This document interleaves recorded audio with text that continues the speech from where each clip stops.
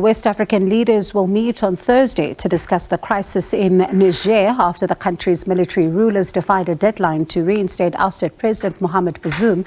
The summit, which will be held in Abuja, is expected to discuss using force to return Niger to constitutional democracy. For more on this now, we're joined by Ajeck Mangut, who is our SABC News correspondent. Thank you so much for your time. What can we expect from tomorrow's meeting?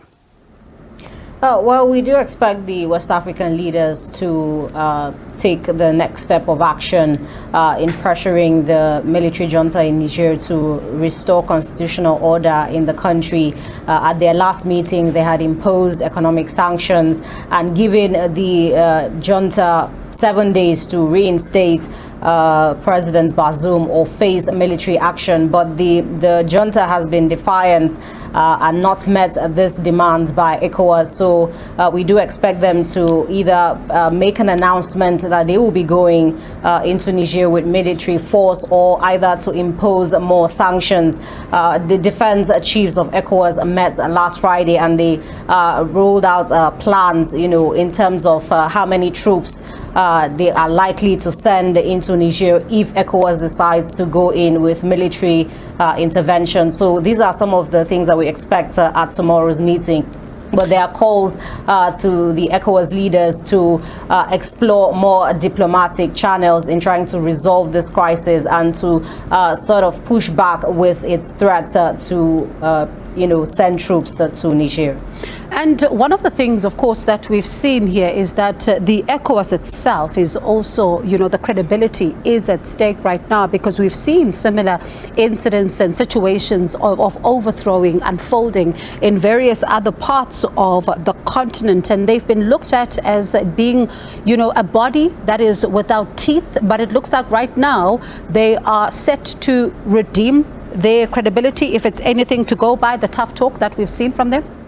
Well, ECOWAS is trying to be firm in its stance this time around to ensure that, the military takes back or restores the constitutional order in Niger, because looking at the cases of Mali and Burkina Faso, whose governments have also been toppled, ECOWAS imposed sanctions and, tried to ensure that the constitution or the democratically elected presidents of those countries were reinstated. But that has not been the case, and the military is still in charge of those countries. They are, in fact, giving support to the junta in Niger, warning ECOWAS against any military intervention, saying that if they intervene and send troops, then it will be a declaration of war in the region.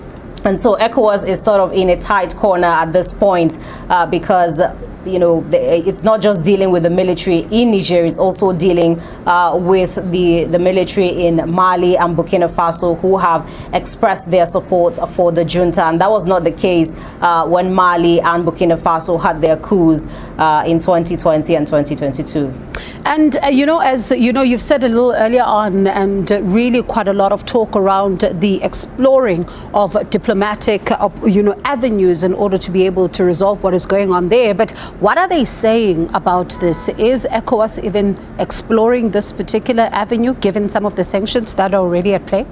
Yes, indeed. ECOWAS has said that military intervention is actually going to be a last resort. They've sent a number of delegations to Niger, but the military junta there has been defiant.